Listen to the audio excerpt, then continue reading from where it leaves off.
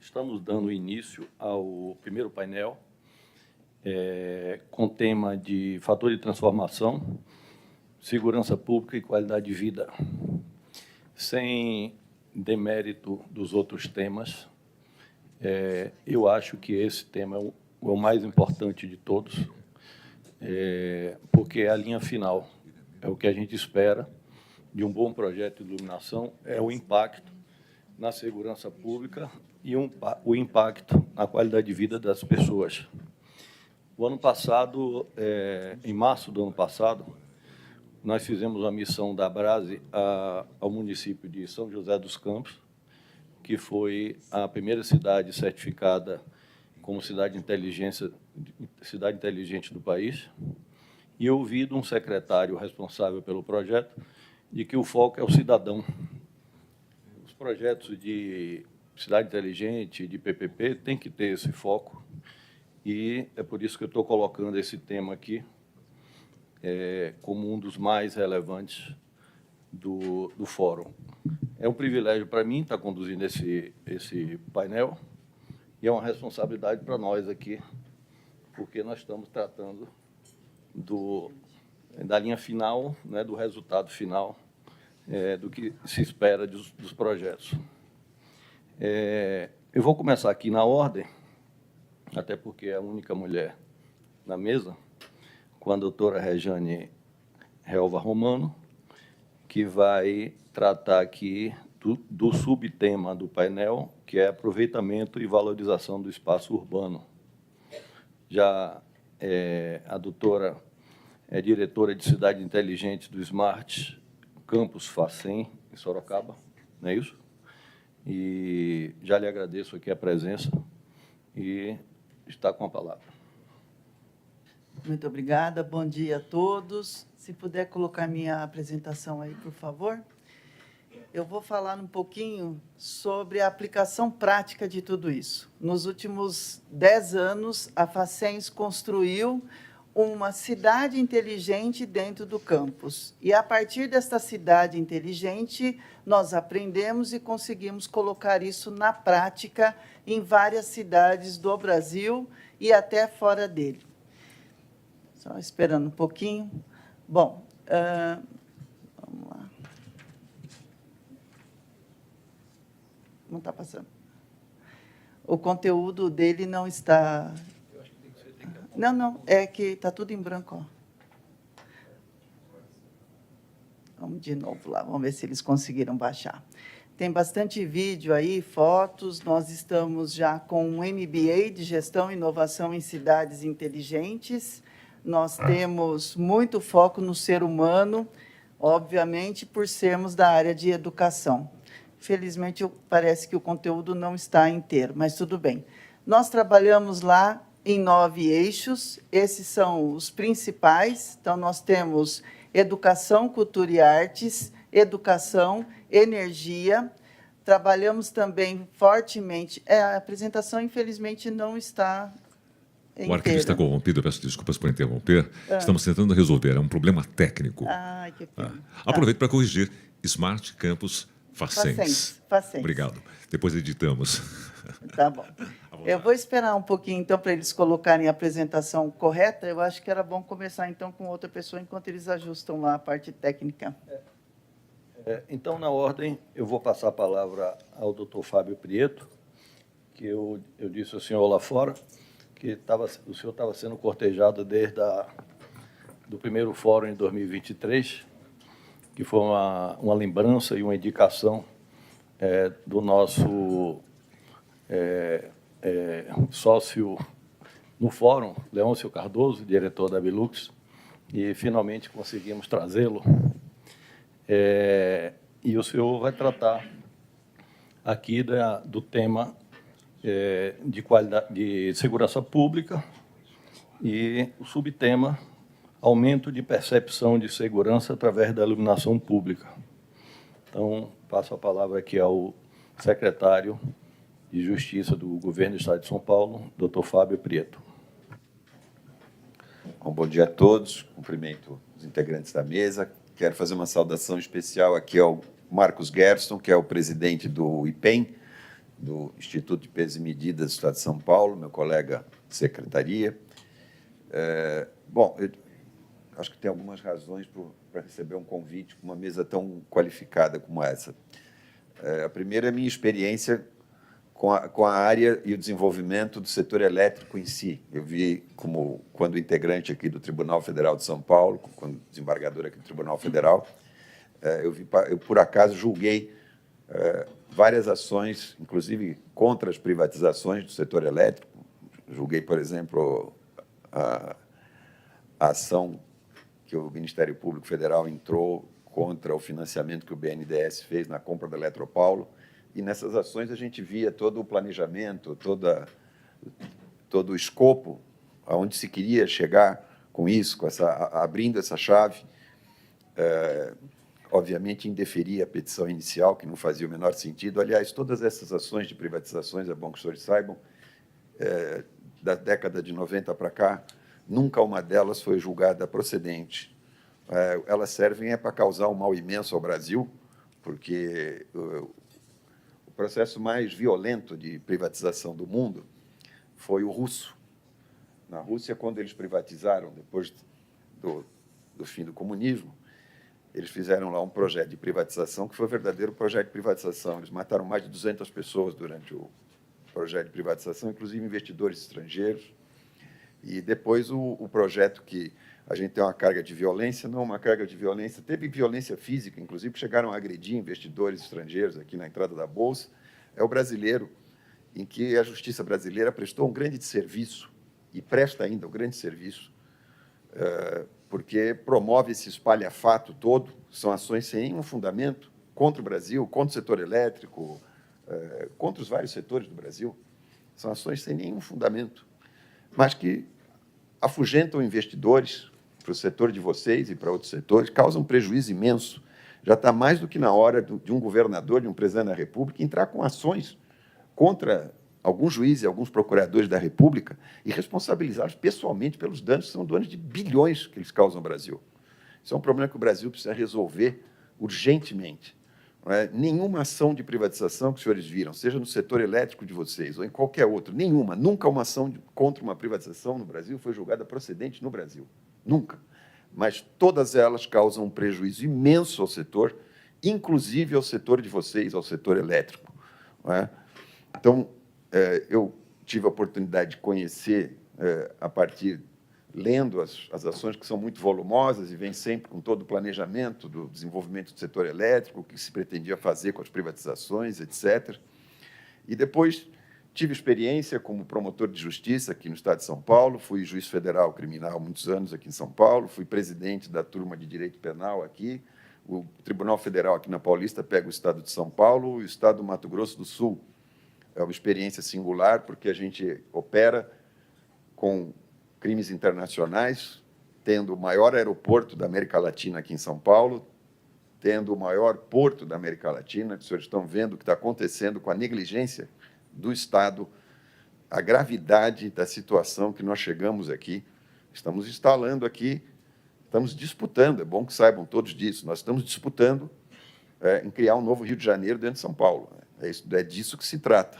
Não é? Quem tem casa no Guarujá aqui sabe do que eu estou falando perfeitamente.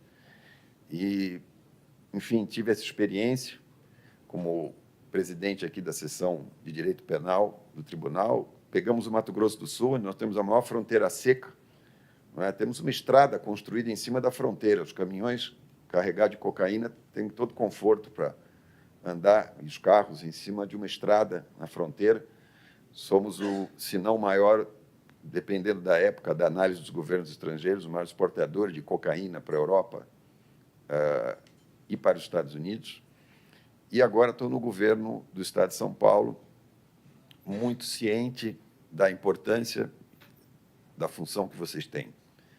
Quer dizer, o setor de vocês tem uma importância capital na solução de problemas graves do Brasil, inclusive o problema da violência. Bom, para nós que somos da classe média, da qualidade de vida. Não é? Todos nós somos hoje muito ameaçados pela insegurança pública. De alguma forma, a gente aqui ainda se defende, mas é nas grandes periferias do estado mais rico do Brasil, que é São Paulo, e também no resto do Brasil, que as pessoas sofrem, as classes mais vulneráveis sofrem muito com a insegurança pública e sofrem por vários fatores. E um dos fatores é que vocês não conseguem ainda prestar o serviço que a gente deseja com a mesma qualidade que nós temos nas áreas mais abastadas. Todo o sentido do nosso governo, e aqui já falando um pouco do governo do Tarcísio, é para que esse setor de infraestrutura que vocês integram, que a gente avance com isso, melhore. Eu sei que foram feitas palestras aqui, acho que vamos ter a oportunidade de ouvi-la, falando de alta tecnologia do setor de vocês, mas todo o nosso movimento é para que a infraestrutura, e aí incluído o setor de vocês, que a gente consiga levar isso o mais possível, ampliar o máximo possível o serviço que vocês prestam, como privados, públicos ou semipúblicos, para melhorar a segurança pública e a qualidade de vida. O Tarcísio tem, obviamente, isso é público notório, uma formação total para essa questão da infraestrutura, gosta enormemente de discutir as coisas do setor elétrico, gosta de discutir porto, gosta de discutir aeroporto, gosta de discutir o setor de vocês, tem uma visão para isso, não é? E está fazendo todo o esforço para que a gente consiga ampliar o serviço que vocês prestam nos vários segmentos em que vocês atuam para a população, ampliar ao máximo. A minha combinação com o Tarcísio foi que, pegando o gancho aqui da cidadania, que alguém falou, quando ele me convidou para assumir a Secretaria de Justiça e Cidadania, eu sugeri a ele que a gente trabalhasse com um outro conceito, não de justiça e cidadania, mas de cidadania e justiça. Aliás, eu acho que esse é um grande problema do Brasil, eu falo isso há 30 anos, fui o primeiro brasileiro que escreveu sobre isso que vocês estão vendo aí acontecer no país. Acho que nós não acabamos a caminhada democrática, que foi começada nos anos 80, ela foi interrompida, porque, e eu fico muito à vontade para falar isso, porque sou advogado hoje, fui promotor, fui juiz, fui tudo, procuro tranquilizar meus colegas com o meu discurso, falo, vocês não vão perder importância, vocês só vão ficar normais. E o advogado, promotor e juiz, ele é importante em qualquer sociedade, né? Nós queremos que o sistema fique normal, não é que eles fiquem abaixo, mas para ele ficar normal tem que ter uma pessoa acima disso, que é o tal do cidadão. O cidadão tem que ser o protagonista. A gente precisa acabar essa moratória que a gente conseguiu, porque, na verdade, quando a gente fez a Constituição, e com vastíssimas promessas diante de recursos finitos, esse sistema, de certa forma, foi capturado por uma ideia, que não é a ideia de acesso a direito, a ideia de acesso à justiça. E o sistema de justiça, de certa forma, criou uma moratória, não é? Porque, como ele opera muito lentamente no Brasil, ele criou uma moratória na implementação dos direitos, inclusive desses que nós estamos falando aqui, do setor de vocês. Então, a gente precisa tirar o time dos meus amigos aqui, voltar à normalidade, para que o cidadão não seja iludido com o acesso da justiça, porque a justiça não tem orçamento, a justiça dá liminar e anarquiza os orçamentos. Não é? Quando um juiz dá uma liminar e ele manda instalar uma escola onde o prefeito não tinha dinheiro e não instalou aquela escola, ele está dando uma liminar anárquica orçamentariamente e fiscalmente também. Então, a gente precisa fechar esse círculo e colocar a cidadania, não é? Construir partidos políticos consistentes, não é? Para ter uma discussão consistente, quem é de esquerda vota na esquerda, quem é do centro vota no centro, quem é na direita vota na direita, assegurar que os governos governem. Não é? A gente não pode prender presidente da República, não é, na terça-feira e solta na quarta, e depois prende de novo na quinta, e aí prende o outro presidente porque ele está incomodando a gente. O presidente que ganha a eleição tem que governar, não é? Não pode ficar tomando liminar de juiz todo dia aí. O juiz não foi feito para isso. O juiz não tem experiência administrativa, ele não conhece, ele não tem responsabilidade orçamentária e, portanto, ele não pode ser responsabilizado, como acontece aqui nas ações de privatização.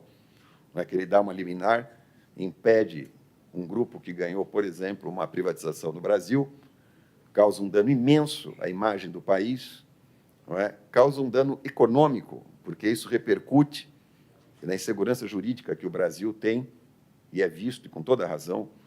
Quer dizer, então, a gente precisa resgatar e acabar essa caminhada. Então, eu disse ao Tarcísio, vamos trabalhar com a ideia de cidadania, de justiça. Não é que a justiça não vai ser importante, porque depois de 10 mil anos, o homem já entendeu que tem que ter lá um juiz. Não é uma figura muito simpática, mas é o que a gente tem. O promotor, menos ainda, e o advogado cobra caro. Mas foi o arranjo que a gente conseguiu fazer dentro das limitações, dentro dessa bagunça que é a democracia, que também foi o que a gente conseguiu fazer de melhor. A gente tentou fazer a aristocracia, que era o governo dos melhores, e tivemos padres, papas maravilhosos, reis brilhantíssimos, tivemos também assassinos, psicopatas. Então, como a gente viu que o nosso repertório é limitado por uma tal de humanidade, nós caímos nesse regime anárquico, paradoxal, contraditório, conflituoso, que é o regime mais humano que tem, que é a tal democracia, que é essa bagunça que vocês estão vendo, mas que nos permite aqui conversar, divergir, e aqueles que perderem uma votação aqui não serão queimados na fogueira, não tomarão um tiro de fuzil, não cairão de um prédio aí, do 20º andar. Não é? Isso foi o que a gente conseguiu de melhor fazer. E precisamos fazer esse sistema operar em forma melhor. Então, esse é um plano geral que eu queria dar para vocês, da minha experiência. Queria dizer que o governo tem um olhar muito forte para o setor de vocês. E, quanto ao fato de que vocês prestam um serviço de segurança pública, que o setor de vocês é importante para isso, isso a gente já sabe desde que a iluminação foi criada por gás nas cidades, que mudou na Europa. Não é? A tese já está mais do que comprovada que vocês prestam esse serviço.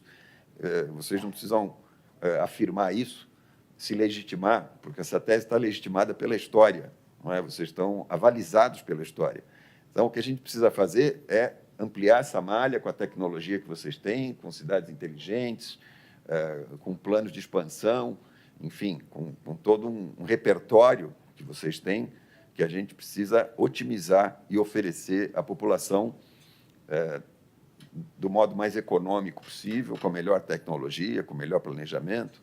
Eu acho que aqui em São Paulo a gente vive as contradições do Brasil. A minha secretaria tem um equipamento chamado SIC, Centro de Integração e Cidadania. São 18 prédios que estão espalhados nos lugares mais pobres de São Paulo.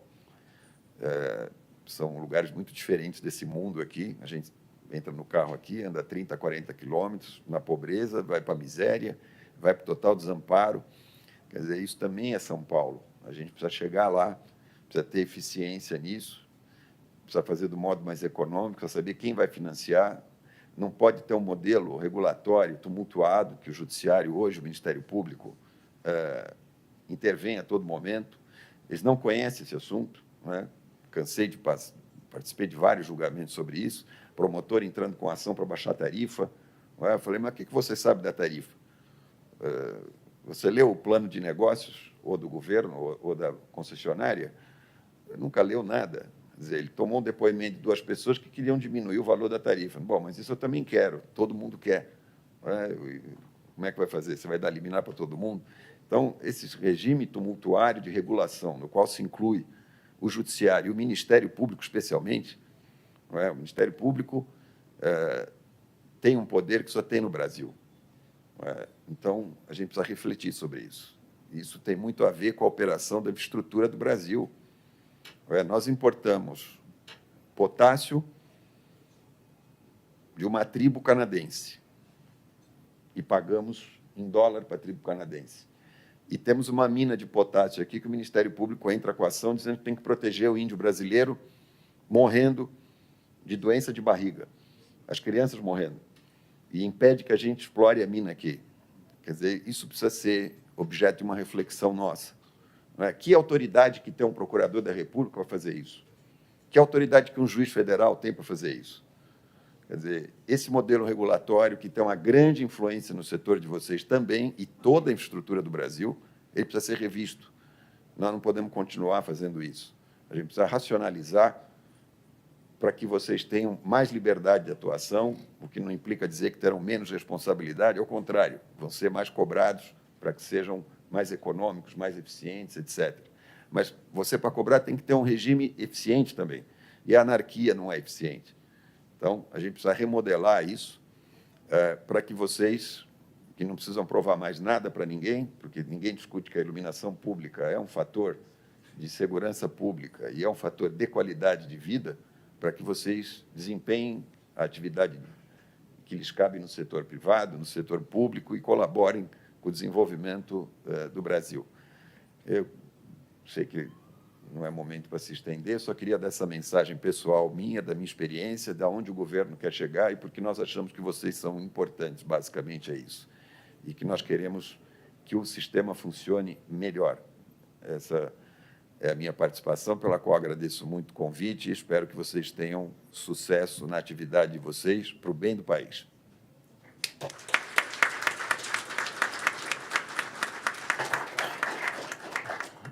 Obrigado pelas palavras, doutor Fábio. Eu queria colocar aqui, a gente, nesse primeiro painel, com apenas 60 minutos, nós tivemos acesso, mas não tivemos condição de colocar para a apresentação um TCC, um plano de trabalho de graduação da Universidade Federal de Minas Gerais, de um estudante de gestão pública, em que ele fez uma pesquisa em uma cidade do interior de Minas Gerais, de apenas 25 mil habitantes, que a iluminação pública, uma vez trocada por LED, uma vez melhorada, teve uma redução da criminalidade em 30%.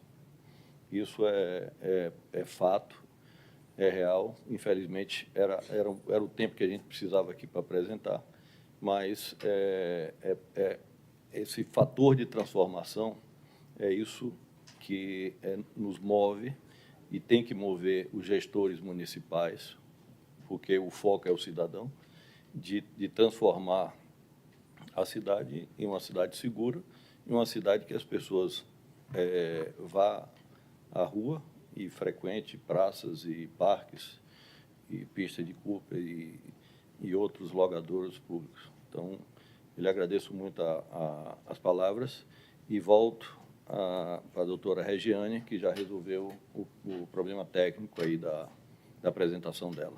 Muito obrigado. Então, vamos lá. Vou falar um pouquinho, então, dos 5G Smart Campus Facens, que é esse protótipo de cidade humana, inteligente e sustentável. Nós temos 100 mil metros quadrados, somos nota 5 no MEC, e o nosso foco sempre foi a inovação e a transformação por meio do conhecimento.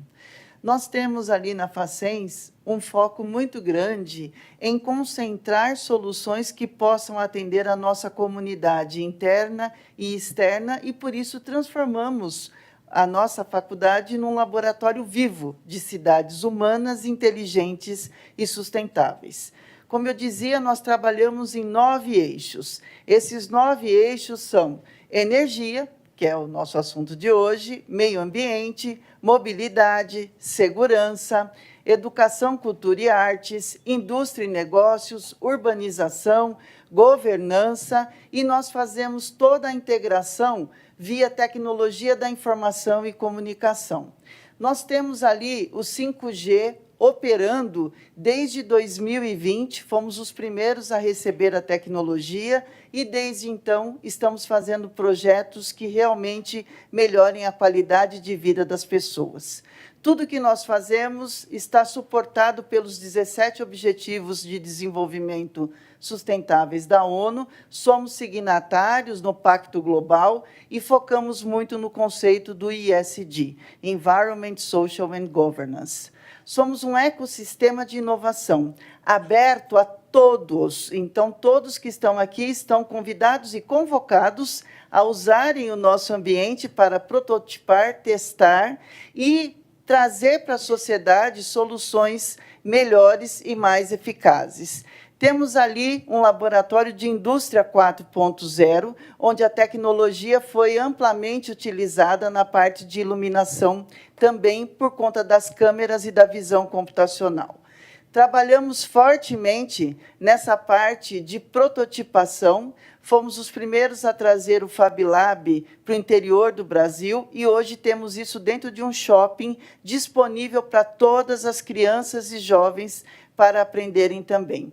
Desenvolvemos toda a parte de gamificação. Então, temos aplicativos desenvolvidos pelo LIGA, que é o nosso laboratório de inovação de games e apps, que faz com que a gestão da iluminação pública fique na palma da mão das pessoas.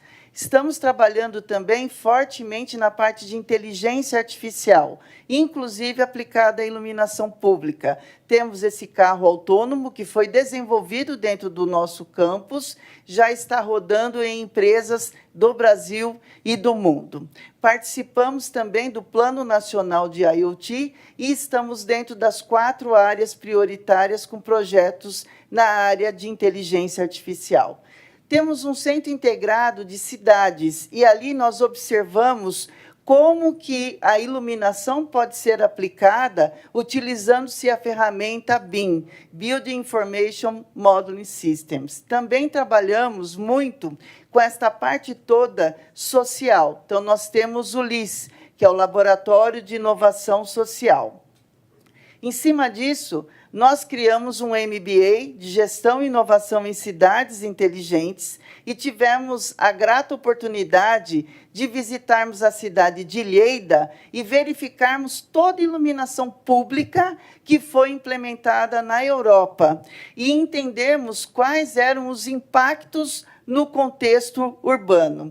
Foi sensacional. E vimos que isso também melhorou bastante a parte de saúde. Então, nós também trouxemos todo o conceito de saúde 4.0, com robótica, com internet das coisas e com a integração de tudo isso, colocando os nossos cidadãos no centro. Então, este laboratório vivo de cidades inteligentes, humanas e sustentáveis, ele foi criado baseando-se não só na tecnologia, apesar de nós termos ali mais de 350 projetos que já foram desenvolvidos, obviamente no conceito de energia também, trocamos todas as nossas lâmpadas LED por lâmpadas, todas as nossas lâmpadas antigas a vapor por lâmpadas LED, temos ali estações e gerações fotovoltaicas e fizemos um CCO,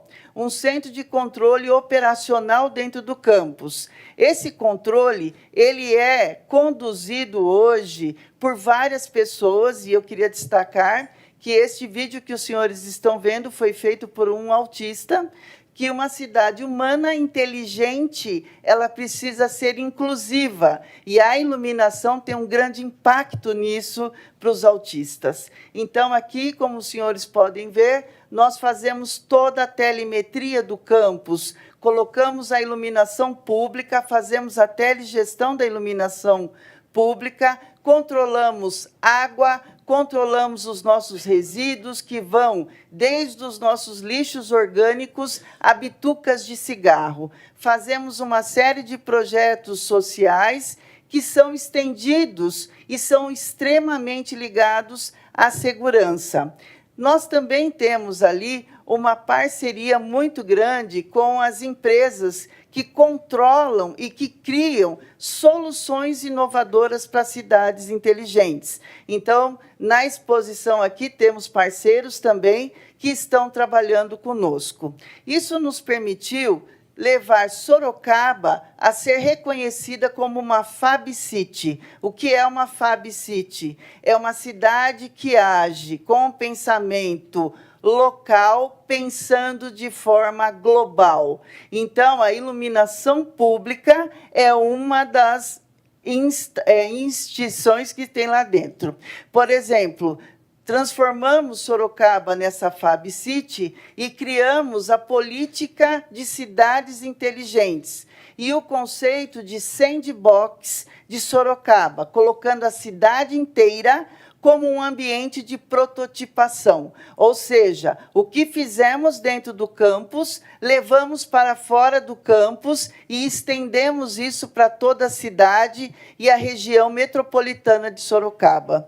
Este é o Parque Tecnológico, acabamos de instalar o poste, onde agrega todas as tecnologias que vão ser testadas na cidade para mobilidade urbana, segurança pública, gestão de incidentes, iluminação pública, botão de pânico, tudo dentro deste mesmo instrumento público, que é o poste, que nós temos vários dentro das cidades.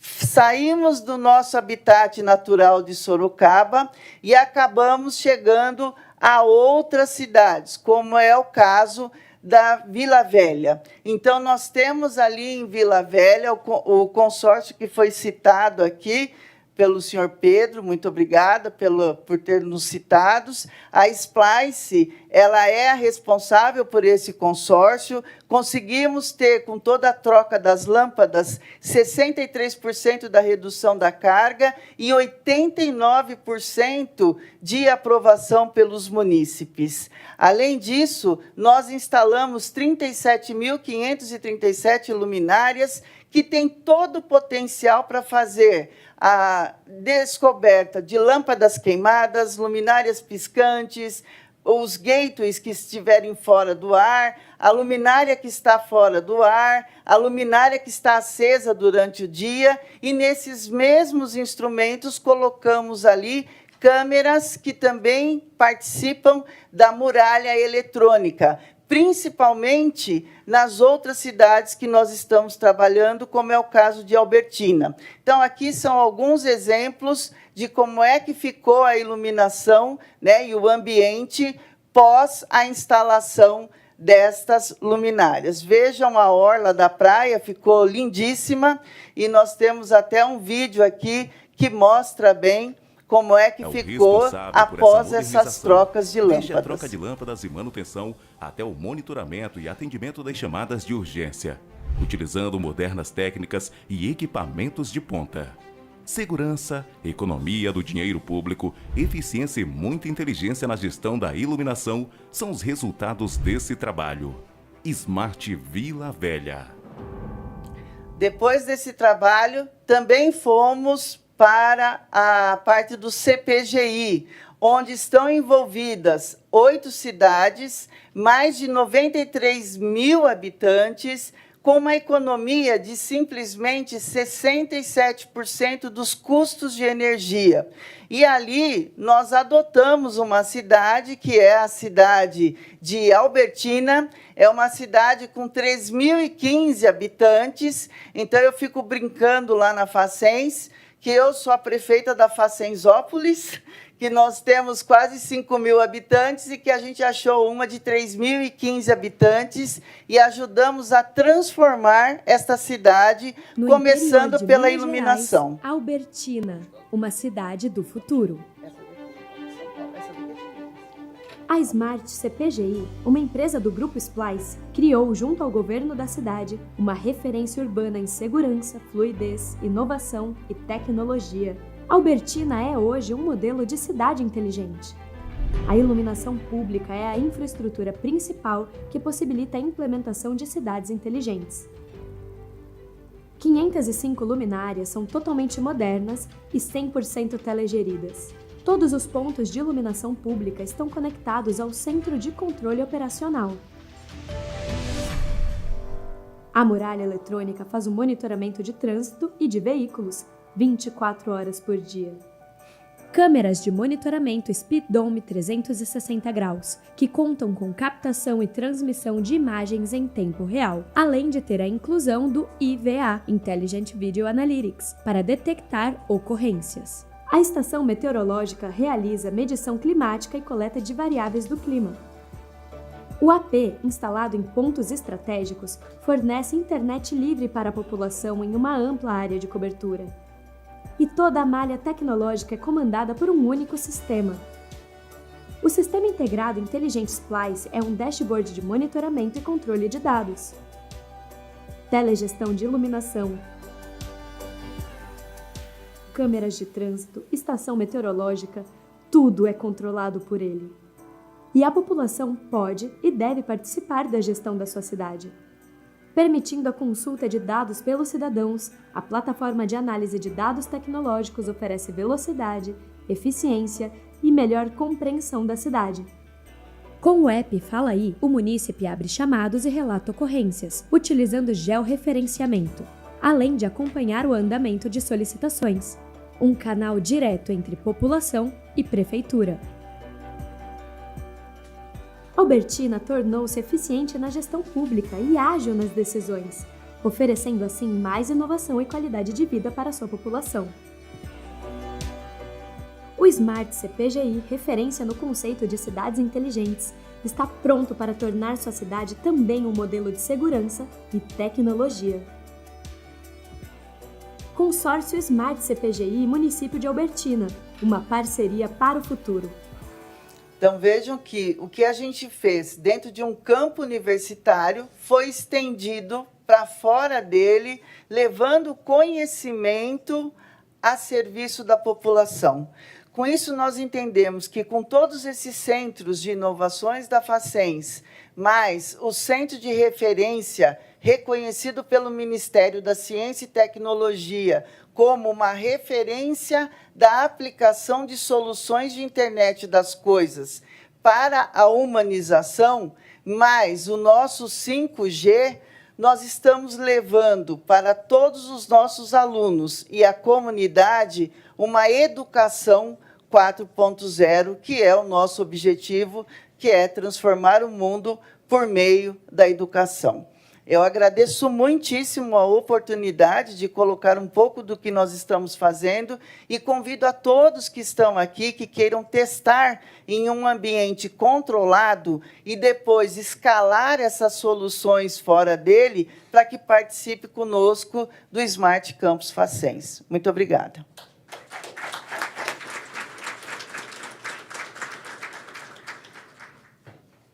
Doutora Regiane, estou impressionado. Porque é uma iniciativa privada, né? Privada, sem fins lucrativos, de um grupo que tem 50 anos de mercado. E a gente, no dia a dia, fala muito de cidade inteligente, e vocês fizeram um campus inteligente. Sim. Que isso multiplica. Né? Nós estamos vendo aí uma cidade albertina, 3 mil habitantes, 3 mil. 5.500 pontos de iluminação. De luz. E, como disse Pedro aqui, nós temos um país com 5.570 municípios, não é isso? Então, tem muita oportunidade, é isso que estimula a gente nesse setor, o quanto a gente tem para crescer e para investir. Muito bem. Eu fiquei encantado o ano passado eu disse aqui que nós visitamos o projeto lá de São José dos Campos, conhecemos lá o CCO, que eles chamam de CSI, é o Centro de Segurança e Informação, Segurança e Inteligência, e conhecemos também o Parque Tecnológico, e eu vou lhe procurar para a gente fazer uma visita à Brase, se a ABCIP quiser se incorporar. Pedro foi, inclusive, na visita lá o ano passado, não foi, Pedro? Se quiser juntar aí, a Bilux também está convidada, e a gente marca uma data para fazer essa visita, conhecer mais o projeto e se aprofundar um pouco mais. Eu vou ter um imenso prazer em recebê-los lá. Nós estamos apresentando esse projeto, pessoal, a gente não dá valor para aquilo que é construído no Brasil, mas nós já apresentamos esse projeto, já fomos premiados na Alemanha. Nós concorremos com o Fraunhofer, e a Facens, de Sorocaba, ganhou o prêmio de transformação digital para cidades inteligentes, né? Nós também já apresentamos esse projeto em Dubai, na China, na Índia, na Bélgica, na Alemanha, nos Estados Unidos. E esse MBA que eu contei para vocês, o objetivo é: escolham uma cidade, estudem esta cidade com profundidade e, a partir daí, apliquem os 9 eixos que nós edificamos e transformem esta cidade. Então, para vocês terem uma ideia, todos os nossos alunos e ex-alunos do MBA, que está na 10ª turma, neste momento, cada um escolheu uma cidade do Rio Grande do Sul e todo o conhecimento aplicado no curso vai ser levado até a população que está precisando. Então, é a academia fazendo o papel dela, que é levar a melhoria da qualidade de vida por meio da educação. Todos que estão aqui estão mais do que convidados a nos visitarem. Vai ser um prazer poder mostrar isso detalhadamente para vocês. Muito bem.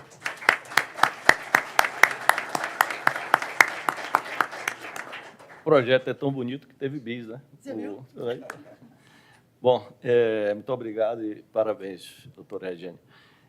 Dando sequência aqui ao painel 1, eu vou pedir aqui a palavra de doutor Rui Soares, e que tem, nesse painel, o subtema de potencial de iluminação urbana na composição da atmosfera noturna.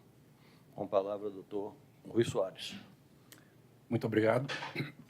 Depois dessa fala esclarecedora, doutor Fábio, e inspiradora, doutora Regiane, eu queria primeiro agradecer a uma pessoa que não está aqui, a doutora Betina Martal, que deveria estar aqui no meu lugar, mas ela mora em Porto Alegre. Então, ela está lidando com o caos que se tornou aquela cidade. Eu tenho acompanhado bem de perto, pelos relatos dela. A situação é muito mais séria do que nós percebemos aqui de longe, né? Ela que está lá no meio dos resgates, das medidas, está sofrendo com falta de tudo. Inclusive, ela não poderia dar essa palestra remotamente, porque não tem internet. De vez em quando tem uma internet do telefone. Talvez ela esteja conseguindo nos assistir, se a internet do telefone dela está funcionando agora. Mas eu fico muito honrado de estar aqui em nome dela, porque é a pessoa cujos passos eu sigo. Foi a primeira, ou das primeiras pessoas, pioneira no Brasil, em pesquisa em luz e saúde. Foi o tema de doutorado dela. E é o tema do meu doutorado também, né? Luz e saúde. E eu queria trazer para vocês esse outro lado, que tem uma relação muito forte com a fala da doutora Regiane, que é o ser humano no centro das coisas. A arquitetura tem passado por uma transformação conceitual. Hoje nós falamos em neuroarquitetura. Aliás, eu falo que é o mundo das neurocoisas, né? Neuroarquitetura, neurodesign, neurobusiness, neuromarketing, assim por diante. O que é isso? Simplesmente são conhecimentos atuais da neurociência aplicados nas nossas atividades, nas demais disciplinas. E quando nós falamos de neuroarquitetura, nós temos um braço da neuroarquitetura que é a neuroiluminação. O que aconteceu nessa evolução? Desde que a luz elétrica foi criada, nós falamos de que a função da luz era basicamente dar suporte à visão. Conceitualmente, na metade do século passado, nós tivemos uma mudança, uma transformação conceitual, em que a luz passou a trazer outros fatores também, muito de subjetividade, de trazer para o espaço uma atmosfera, trazer para os ambientes, quer sejam externos ou internos à atmosfera, aproveitamento do espaço urbano, evidentemente. Tivemos que lidar também no século passado com as questões de eficiência energética. E, atualmente, na década de 90, durante toda a década de 90, os neurocientistas lidaram com uma questão. Parece que nós temos no olho um fotorreceptor que não serve para ver, e sim para comunicar para o cérebro se é dia ou se é noite. Então, durante toda a década de 90, do século passado, houve essa pesquisa da parte dos neurocientistas, quando, em 2002, eles fotografaram esse fotorreceptor. Então, descobriram que era verdade, existe realmente dentro do olho um fotorreceptor que não serve para enxergar, e sim para informar se é dia ou se é noite. E, a partir daí, como funciona esse fotorreceptor? Qual é a luz, ou qual é a parte da luz, o espectro luminoso, que aciona esse fotorreceptor, que informa para o cérebro que é dia? Será que é todo o espectro luminoso? Será que é só uma parte dele? Bom, hoje nós sabemos que é uma parte, tem uma determinada dose, tem uma determinada porção do espectro, que a gente já fala muito da luz azul. Hoje em dia, a luz azul é a luz que informa para o nosso cérebro que é dia. E isso é um perigo se não for dia. Então, nós hoje, com a modernidade, com as nossas atividades, nós passamos grande parte do nosso dia dentro de espaços fechados, como agora. Será que a luz dessa sala está dizendo para o meu cérebro se é dia ou que é dia? Porque é. E à noite, com a iluminação urbana, será que a iluminação urbana não está também trazendo uma informação errada para o cérebro das pessoas de que é dia, quando não é?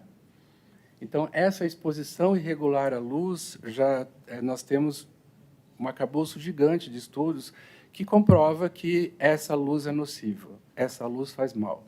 Então, hoje, a luz não dá apenas suporte à nossa visão. A luz, hoje, atua como suporte à nossa saúde, como um todo. Nós falamos dos aspectos visuais e não visuais da luz. Os não visuais são os psicológicos emocionais, que têm uma relação muito grande com as nossas experiências, com a região do país em que nós vivemos. A exposição à luz culturalmente é diferente de um lugar para outro, e por questões também geográficas, evidentemente, mas tem uma parte biológica também. A luz, ela é um estímulo para a nossa produção hormonal, ela modula todas as nossas questões neurocomportamentais e neurofisiológicas. E eu fiquei muito assustado com isso quando eu comecei, porque eu comecei a estudar esse assunto em 2016, fazendo mestrado em luz e saúde, em arquitetura, mas pesquisando luz e saúde. E em 2016 eu investigava se a luz de LED que a gente tem dentro de casa, ela pode trazer alterações hormonais ou alterações fisiológicas, temperatura corporal, produção de melatonina, e a pressão arterial não foi temperatura corporal, sim, e de o ciclo vigília-sono. E eu constatei que sim, né, a grande maioria das pessoas estudadas, elas apresentaram alterações hormonais e de ritmos biológicos por causa da luz de casa. E o que acontece com a luz urbana? Eu hoje ando pela rua, muitas vezes baixando a cabeça, porque tem o painel de LEDs, o painel da construtora, que está com um novo empreendimento, que dá um banho de luz na gente quando passa, e tem a própria iluminação urbana, aquela iluminação que os condomínios instalam que acende na cara da gente quando a gente passa, né? Além de ofuscar, além de ter um incômodo visual, aquilo está trazendo uma informação para o meu cérebro de que é dia. E um flash de luz no olho da gente à noite causa a inibição imediata do hormônio melatonina. A gente chama supressão aguda de melatonina. E a melatonina depois pode levar até 2 horas e meia para voltar a ser produzida pela glândula pineal, que fica no nosso cérebro. Bom, isso tem relação com várias doenças, relação com obesidade, por causa da produção de hormônios, relação com diabetes tipo 2, relação com depressão, relação com câncer.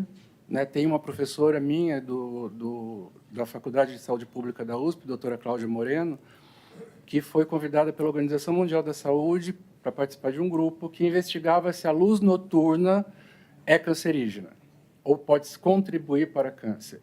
E a resposta deles foi que sim. Tem uma classificação, se não me engano é B, alguma coisa, não me lembro, mas a luz noturna ela contribui para o desenvolvimento de câncer. Tem uma outra estatística também, que foi um estudo que foi repetido, porque a gente duvidava desse resultado, de que trabalhadoras noturnas, especialmente enfermeiras em hospitais, possuem 50% mais chance de desenvolver câncer de mama. 50%. Não é pouca coisa. E o mecanismo fisiológico que se dá é porque, com a supressão de melatonina noturna pela luz, a gente terá um excesso do hormônio feminino, estrogênio, durante o dia. Os homens também produzem estrogênio, mas as mulheres muito mais. Enfim, então, o excesso de estrogênio, de produção de estrogênio durante o dia, para algumas mulheres é altamente cancerígeno. Então, tem todo um desequilíbrio hormonal que acontece por causa da luz que nós projetamos. Hoje, eu me dedico há 15 anos a projetos de iluminação. Eu tenho 35 anos de experiência na área de iluminação, mas os últimos 15 anos em projetos. E hoje, a partir desses estudos e um pouco do que eu falei aqui, eu tenho certeza absoluta que a solução para essa questão da saúde, da iluminação saudável, ela passa pelo projeto de iluminação e por estratégias de produção da luminária. Então, controle do sistema óptico, composição espectral da luz, né? A gente tem alterações importantes da norma 5101 aqui, que vai ser falado hoje no final da tarde pelo coordenador do Comitê de Norma, Paulo Candura, e a gente tem a Silvia Carneiro aqui na primeira fila, que foi uma pessoa importantíssima para isso, né, para essas mudanças. E aí, hoje, quando a gente fala de neuroarquitetura, de neuroiluminação, significa que nós não iluminamos mais os ambientes. O raciocínio não é mais esse. Nós iluminamos para atender às necessidades das pessoas. E quando você ilumina para atender às necessidades das pessoas, visuais e não visuais, você terá ambientes muito bem iluminados, né, como resultado. Então, inverteu essa mão, né, porque nós ainda iluminamos pensando nas questões apenas visuais. Deixa eu fazer uma pergunta para vocês. Quem daqui tem sonolência durante o dia? Levanta a mão. Sonolência durante o dia. Tá. Quem aqui tem insônia à noite? Ok. Bom, eu acho que a gente consegue ilustrar um pouco. Pergunta quem não mentiu. Pois é, quem não mentiu?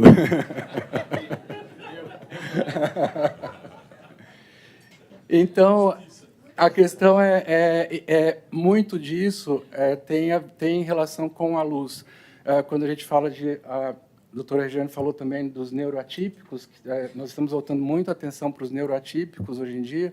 Será que nós estamos considerando a parte de trepidação da luz, o efeito estroboscópico chamado de flicker, na iluminação pública, que tem uma relação, tem origem na qualidade das fontes de alimentação, ou drivers? Então, é todo um conjunto, é todo um debate que precisa acontecer para que cada vez mais o ser humano realmente seja contemplado, seja o principal ator deste processo do qual nós todos fazemos parte. Vou terminar dizendo 3 exemplos pessoais, né? Porque quando a gente fala de luz, a gente está quase falando do que aconteceu com o cigarro, né? Então, o cigarro era elegante fumar durante muito tempo, né? Era extremamente bacana fumar, até que se começou a suspeitar que poderia causar câncer, poderia fazer mal à saúde. Hoje nós temos certeza absoluta. Mas quanto do cigarro faz mal à saúde? Quanto do cigarro dá câncer? Se eu fumar 1 cigarro por dia, eu vou ter câncer? Se eu fumar 10, 20? Então, é um efeito que acontece no longo prazo. Os malefícios da exposição irregular à luz também acontecem a longo prazo. E nós, por uma questão de falta de conhecimento, nós não atribuímos vários problemas à luz. Eu já tive vários clientes que tinham enxaqueca crônica e que os médicos não resolviam. E a pessoa dizia, deve ser estresse, porque quando eu viajo, eu não tenho mais enxaqueca. Quando eu volto para minha casa, eu tenho enxaqueca. É por causa do estresse do dia a dia. As pessoas não atribuem a possibilidade de ser a luz. E, no caso desses 3 clientes, era trepidação, era flicker. Né? Imagina para os neuroatípicos, gente, o horror que deve ser ficar sujeito, né, exposto a uma luz que trepida, porque muitos deles percebem essa trepidação, visualmente até.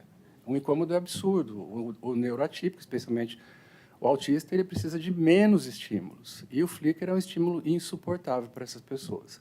Bom, as 3 experiências que eu tive. Uma delas, eu morava no Rio de Janeiro, numa casa maravilhosa, que tinha um poste na frente da minha casa, que trocaram por LED, e me dava um banho de luz intrusa dentro da minha casa, né? E do meu quarto, inclusive, e da minha sala. O lugar era maravilhoso, com exceção desse pequeno episódio, né? Esse fato. E eu fui ao médico, um endocrinologista, querendo emagrecer, aquela coisa de saúde, buscar saúde por meio dos médicos, né? Enfim. E ele falou, olha, me pediu exames, os exames estavam todos alterados. Hormônios alterados, cortisol alterado, estrogênio aumentado, cortisol estava aumentado também. E aí ele queria me dar medicamentos. Eu falei, não, eu já estava estudando esse assunto, né? Eu falei, não, deixa eu fazer uma experiência. Eu coloquei um óculos filtro, um óculos laranja, à noite, gerando o que nós chamamos de noite biológica, e que me protegia dessa luz intrusa que acontecia do sistema de iluminação pública. Eu fiquei 1 mês usando esses óculos. É um óculos que, quando a gente coloca, o mundo parece laranja, né? Tudo fica laranja, mas a gente se acostuma. Felizmente, nós nos adaptamos e a gente deixa de enxergar tudo laranja em 15 minutos, mais ou menos. E repeti os exames, todos normais. Então, esse foi um primeiro sinal de alerta de que eu recebi, de que, opa, tudo que eu leio, tudo que eu estudo, parece que realmente é isso mesmo, né? O segundo foi, na pandemia, eu escolhi um quarto na minha casa que tinha, para ser escritório, o tal do home office, né? E eu ficava o dia inteiro nesse quarto, que tinha pouca luz elétrica, mas também não tinha luz natural, porque tinha um prédio do lado, a 8 metros de distância. Uma coisa que a gente não está considerando hoje em dia é o sombreamento dos edifícios novos sobre os antigos, que provavelmente vai trazer um aumento de prevalência de depressão, porque foi o que aconteceu comigo. Eu fiquei deprimido, né? Diagnosticado com depressão. E, à medida que eu tomei, eu mudei de quarto para um outro quarto que tinha bastante luz natural. Eu aferi essa luz. Hoje nós conseguimos aferir isso, né? A luz para os ritmos biológicos ou para os ritmos circadianos. E eu também, em muito pouco tempo, acabou a depressão. Coisa de 3 semanas, 4 semanas, acabou a depressão. E o terceiro e último caso que eu queria falar, também pessoal, é que meu pai tem Alzheimer, e que, na época também da pandemia, ele ficava dentro de casa o tempo todo, numa sala com muito pouca luz elétrica também. E o Estado de São Paulo tem uma arquitetura das casas do Estado de São Paulo predominante, tem as varandas, que são baixas e que sombreiam as salas. Então, as salas são escuras, normalmente. Isso acontece na casa dos meus pais. E meu pai passou a ficar completamente... a ter horários completamente diferentes de tudo. O corpo dele começou a funcionar de um jeito ruim. Já com Alzheimer, tinha dia que ele sentia fome para jantar às 11h30 da noite, ele não dormia direito, era um horror. Uma pessoa com Alzheimer sem dormir é algo desesperador para quem cuida desse idoso, desse paciente. E eu tive essa experiência. Eu tive um dia que eu fui dormir com ele, eu fui dormir às 6h da manhã, porque ele ficava inquieto demais. E aí eu tomei a seguinte medida: instalei um sistema de iluminação diurna na sala que ele ficava, na sala da TV, que ele ficava o dia inteiro, e calculada essa luz para que trouxesse estímulo diurno. Meu pai voltou a comer nos horários adequados, então, as refeições, regularizar os horários de refeição. Ele passou a dormir quase que a noite inteira, acordava para ir ao banheiro, mas é normal para o idoso.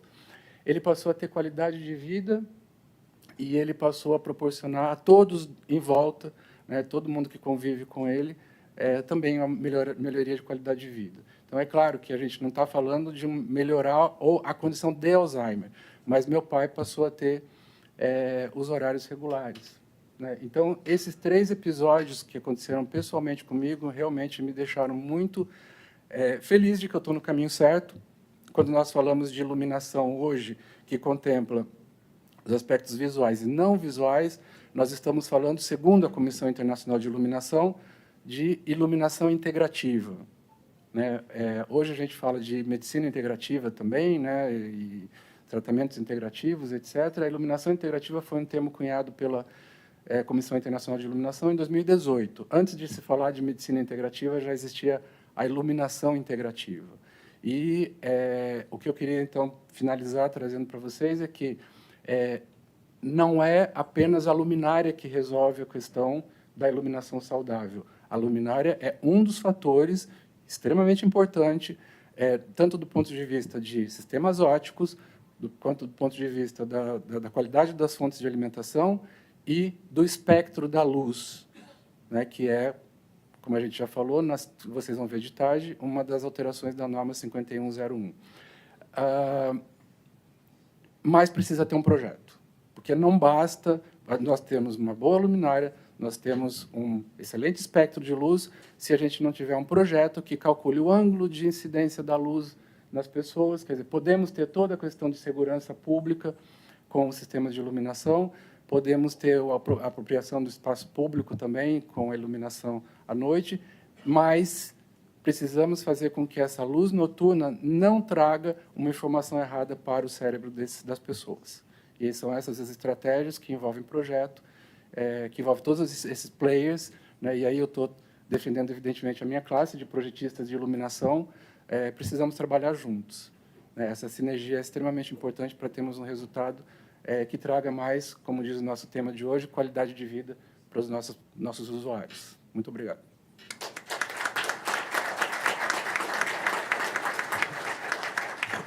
Obrigado, Rui.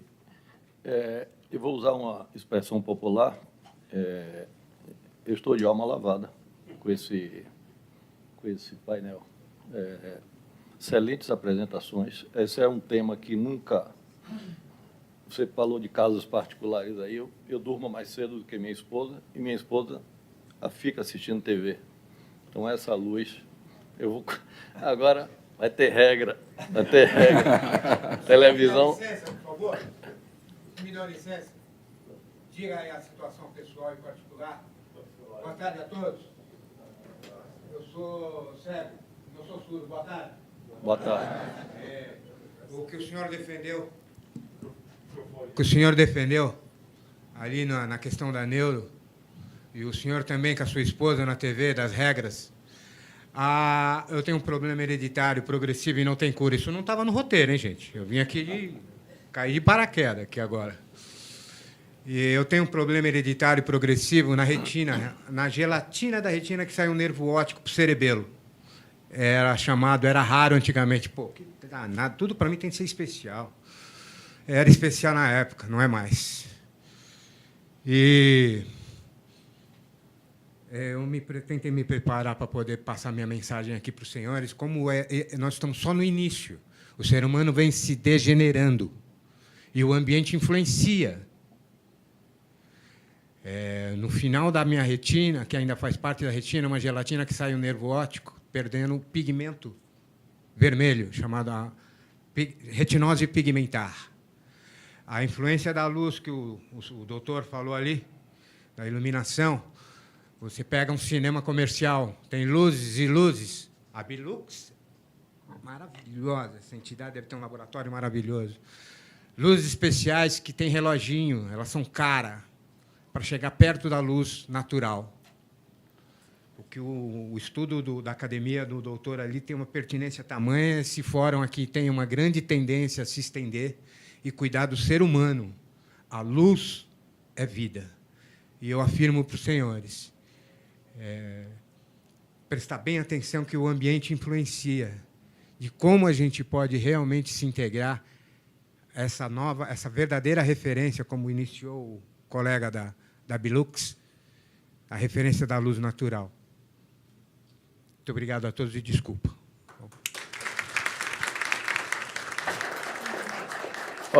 Obrigado pela intervenção, amigo. Bom, então, eu acho que nós já estamos...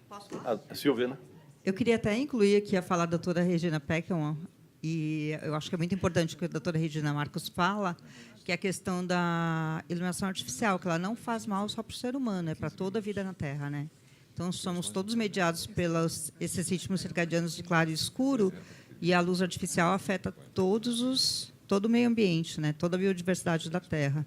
Então, é importante que a gente entenda isso, que a gente causa impactos negativos ao meio ambiente também. Eu queria aproveitar essa fala da Silvia para dizer o seguinte: nós temos, ao longo do nosso processo evolutivo como seres, e aí vamos incluir os animais também, nós chegamos no estágio atual como resultado de adaptações ao ambiente em que vivemos. Adaptações fisiológicas, morfológicas, que têm relação com o ambiente em que vivemos. Por que nós temos essa... anatomicamente, por que nós temos essa parte óssea aqui, né, justamente na parte superior do olho, para proteger da luz que vem de cima, da luz natural, para não trazer infravermelho, ultravioleta, que poderia nos deixar cego. E de baixo para cima não tem essa proteção anatômica, né? Então, nós somos resultado do claro-escuro ambiental, todos os seres do planeta. E nós alteramos o nosso padrão de exposição à luz por causa do ambiente construído e por causa da luz elétrica à noite. Será que em 140 anos, 140 e poucos anos de luz elétrica, será que a gente já se adaptou à presença da luz natural depois de um período... Né, só o Homo sapiens tem 200 mil anos. Né, a vida na Terra, 4 bilhões de anos, enfim. Nós somos resultado disso, desse processo evolutivo que é muito longo. Em 100 e poucos anos, nós não estamos adaptados biologicamente à presença da luz noturna. E é por isso que nós temos que nos preocupar com essa luz, né, à noite, e com a falta dela durante o dia. E nesse aspecto da iluminação integrativa, como a gente coloca, nós temos esse papel extremamente importante porque o nosso comportamento mudou. A arquitetura fez isso conosco, a vida moderna fez isso conosco, então nós precisamos ter a luz segura à noite. Nós não estamos adaptados a essa luz, mas nós podemos ter essa luz para as questões visuais, de segurança, psicológicas, mas que biologicamente não atrapalha a saúde das pessoas. E dos seres, né, dos animais também, né, Silvio? Bom, cabe a mim agora encerrar o painel. Já estamos com 20 minutos de atraso, para não haver uma sequência de atraso aí no próximo painel. E eu não tem tempo para a gente abrir aqui questionamentos ou dúvidas com os 3 palestrantes, ou até comigo mesmo como moderador. E eu dou por encerrado aqui o primeiro painel, agradecendo ao secretário Fábio Prieto pela apresentação aí de segurança pública, e a doutora Regiane e ao doutor Rui Soares, também pelas belas apresentações esclarecedoras, e acho que depois das 2 apresentações a gente passa a ter um olhar diferente aí das coisas.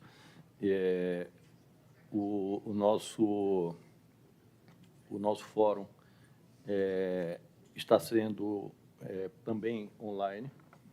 Eu espero, divulguei a alguns clientes meus, eu trabalho com prefeituras, espero que eles estejam assistindo, porque, principalmente os gestores, os prefeitos, querem luz, querem explosão.